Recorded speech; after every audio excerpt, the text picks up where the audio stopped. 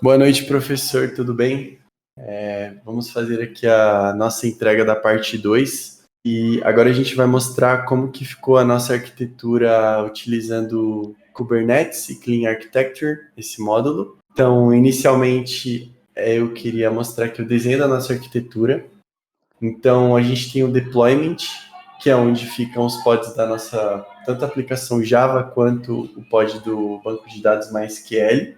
E a gente também exemplificou aqui como que funciona o service, que é o componente que vai fazer a conexão entre os pods e a conexão da API para fora do cluster. Aqui no caso a gente utilizou a porta 8080 para expor. O HPA é onde a gente vai fazer o balanço de carga dos pods da nossa API, conforme a demanda, conforme o que a gente codou dentro do arquivo. E os pods vão ficar dentro do deployment, config, que vão poder ser replicados quantas vezes forem necessários. Mais abaixo a gente também colocou os pré-requisitos da nossa aplicação para rodar.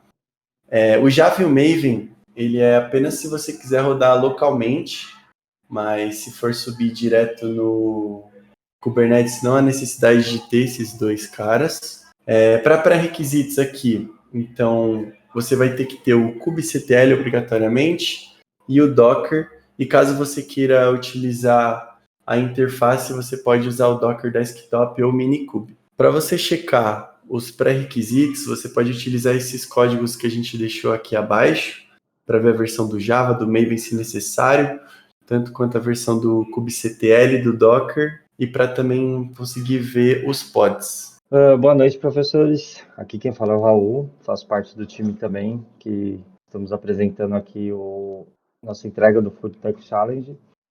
Dando continuidade, para poder rodar e inicializar e rodar o projeto, nós colocamos abaixo alguns passo a passo para poder fazer esse procedimento. O primeiro deles é clonar esse repositório. Após isso, dentro da pasta que foi clonada, acessar o repositório Food Underline Tech Challenge, dentro de alguma IDE de sua preferência, pode ser IntelliJ, VS Code ou alguma outra, e rodar os comandos abaixo. Os comandos que foram descritos abaixo, o primeiro deles ele vai rodar ele vai criar, na verdade, a service dentro do Kubernetes.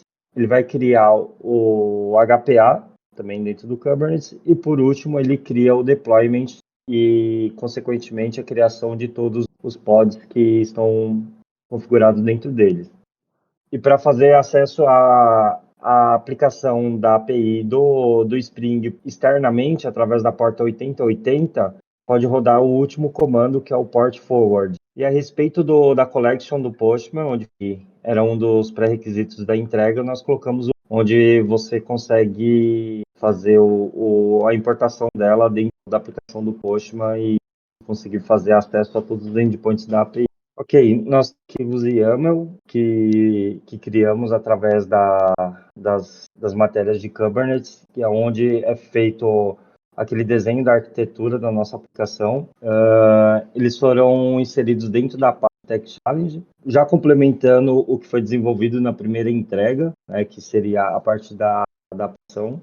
O primeiro deles é o Arc Service, que nós rodamos o comando, e através dele ele tem algumas informações que inserimos, né, como o kind, que ele é o tipo de service, metadata, o spec, ele é o tipo node port, temos o seletor, também é um nome que nós damos para ele, e as portas, onde ele tem um array com duas portas diferentes.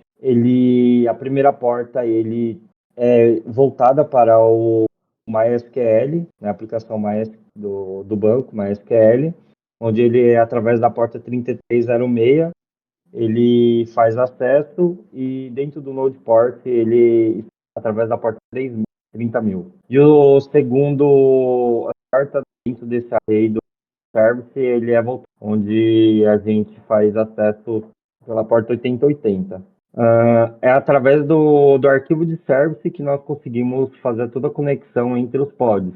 Tanto a conexão entre o pod do MySQL para a aplicação do Spring e também para para o ambiente externo do cluster do Kubernetes.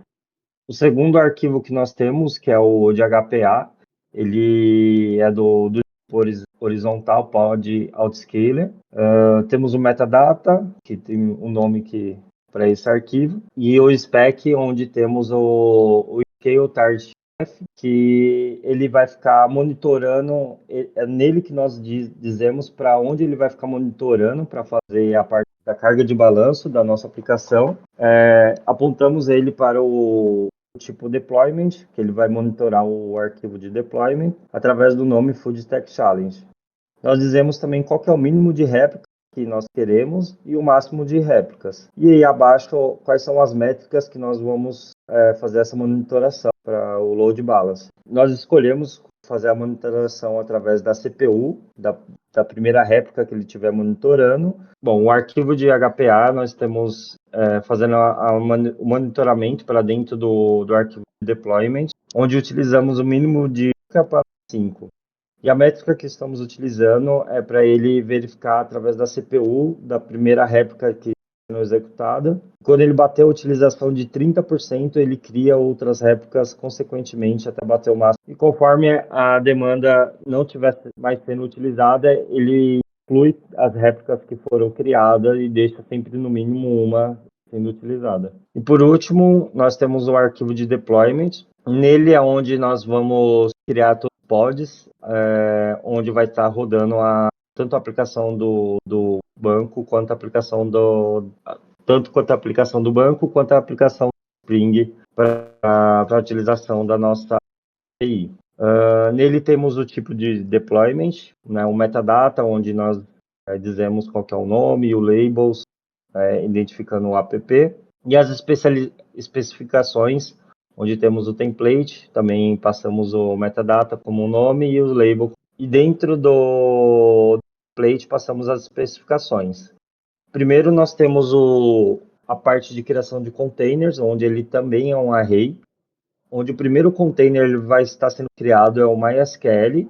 Né? Dentro da criação ele vai buscar pela imagem de 8.0, né? Pela internet mesmo, e vai dedicar a porta 3306 para a criação através do MySQL. E abaixo temos algumas environments, onde nós dizemos qual é o nome do database, passamos qual que é a password que está definida através do Spring para ele poder fazer a conexão, e também a password para o root. E abaixo nós temos o nosso segundo item do array, que é o segundo pod, onde ele vai estar criando a aplicação.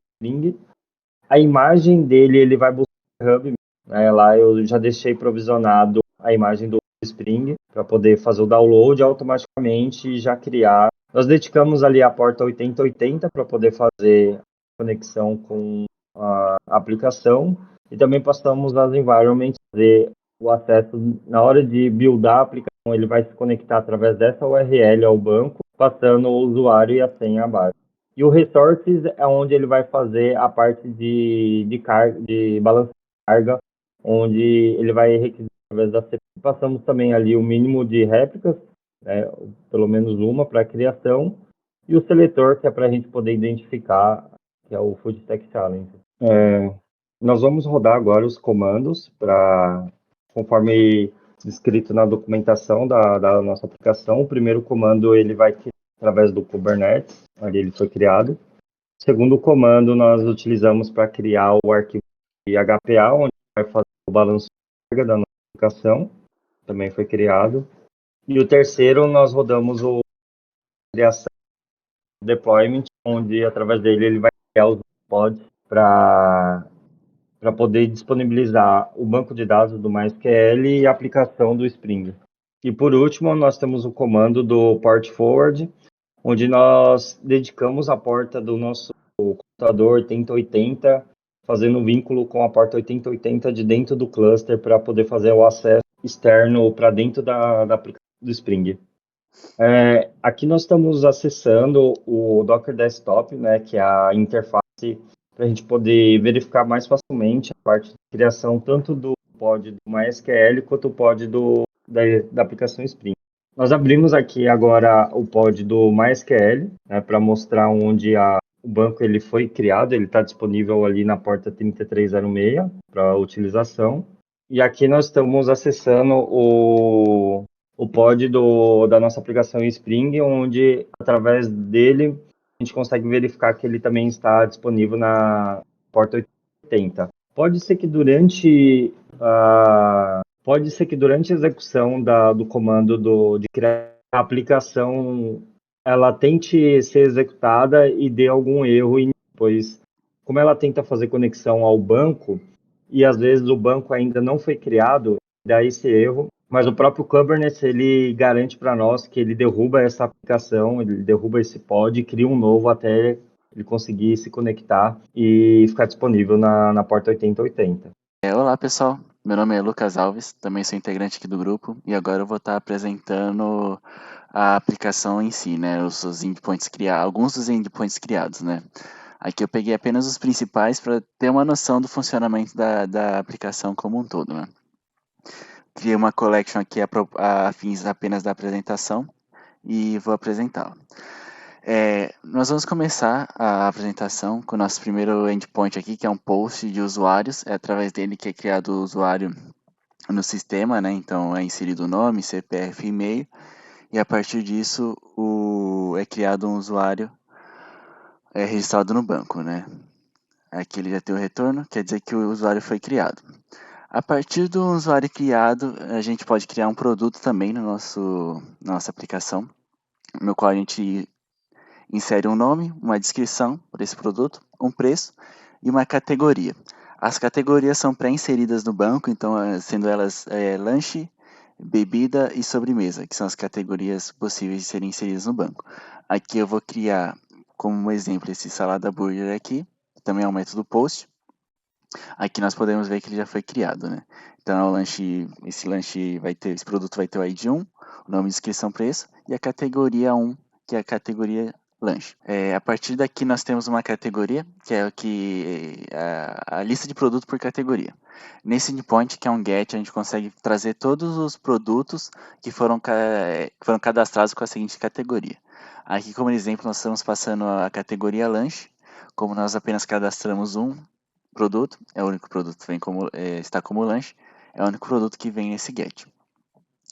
Aqui nós temos um dos principais endpoints da nossa aplicação, que é de cadastro de pedidos.